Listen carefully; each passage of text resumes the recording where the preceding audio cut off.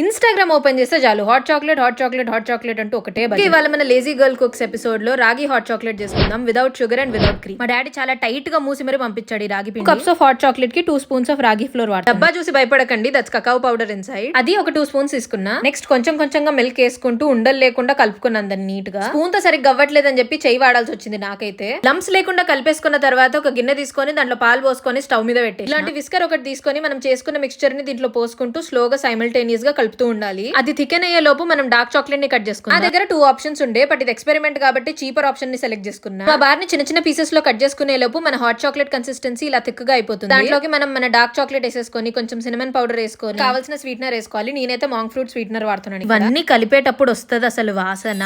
వాసన చూసాక మనం ఎక్కడ ఆగుతాం, అందుకే మధ్యలోనే టేస్ట్ కూడా చేశాను. అసలు ఎంత బాగుందంటే లాస్ట్ లో దింపేసే ముందు నేనైతే దాంట్లో సీ సాల్ట్ వేసాను. నెక్స్ట్ గా ఇలాంటి ప్రిటీ కప్స్ తీసుకొని దాంట్లో నా వేడి హాట్ చాక్లెట్ పోసుకున్నా. అసలు మీరు కన్సిస్టెన్సీ చూస్తున్నారా, it is so on point. నేను సెపరేట్ గా దాని స్మెల్ ఇంకా టేస్ట్ గురించి చెప్పక్కర్లేదు. మీరు కూడా ఏం ఎక్స్క్యూజెస్ ఇవ్వకుండా ఈ హెల్దీ హాట్ చాక్లెట్ చేసుకొని టేస్ట్ చేసి నాకు కామెంట్ సెక్షన్ లో చెప్పండి. Until then bye cuties.